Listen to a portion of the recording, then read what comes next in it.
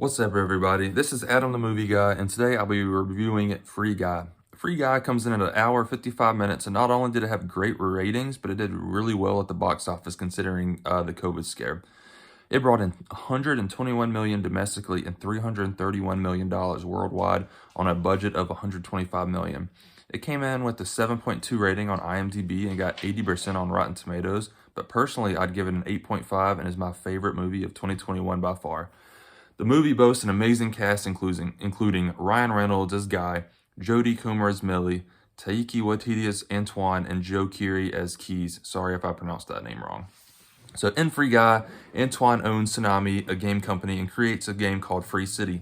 Key works for Tsunami, and Millie creates a character named Molotov to find evidence that Antoine stole their code, which they made for their game, Life Itself. In Free City, an NPC non-player character named Guy works as a bank teller in a game with his best friend Buddy, who works as the bank security guard. Guy soon becomes self-aware though one day after taking a pair of sunglasses from a player that was robbing the bank and can see Free City from a player perspective.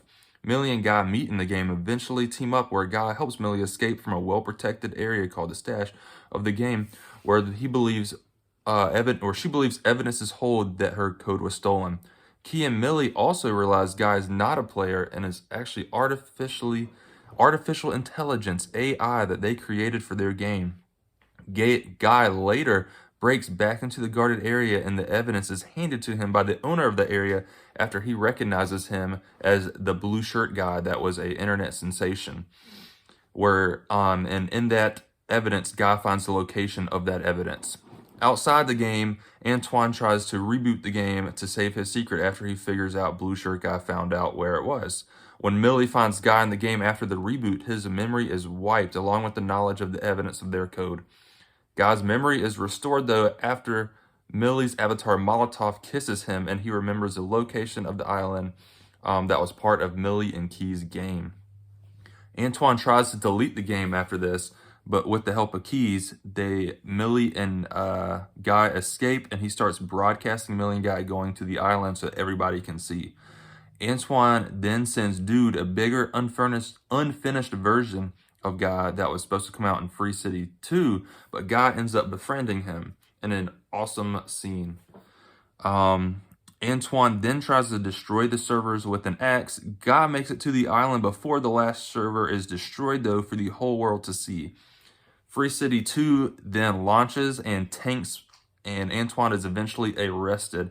Millie and Key start their new game with the recovered code called Free Life, which becomes a massive success. Overall, Free Guy was an amazing movie, definitely my favorite movie of 2021. There are some awesome cameos in this as well, one being Channing Tatum. This one was more of an obvious one than the others, being the person who gave them the evidence of where the island was. The next one was Chris Evans. Once again, it was obvious Chris Evans was playing himself. At one of the last fighting scenes where Guy was fighting Dude, he used Captain America's shield, which Chris Evans was watching. That part was pretty funny. Another one that might not have been recognizable was Hugh Jackman. One of the scenes where Millie went to an alley to find information about the source code, she talks to another avatar, and it was actually the voice of Hugh Jackman, which I did not catch the first time. Another voiceover was Dwayne Johnson, The Rock. He was one of the bank robbers who came in, and the first time I watched it, I did not notice, but after I looked up the spoilers and saw who he was, it was definitely more noticeable who he was, and I recognized him the second time I watched it. Another cool one was John Krasinski. So when they're doing interviews with different people, he was one of the silhouetted game talkers. So once again, he was just a voiceover. It was another one I didn't catch the first time, but I did hear this last one, or the second time I watched it.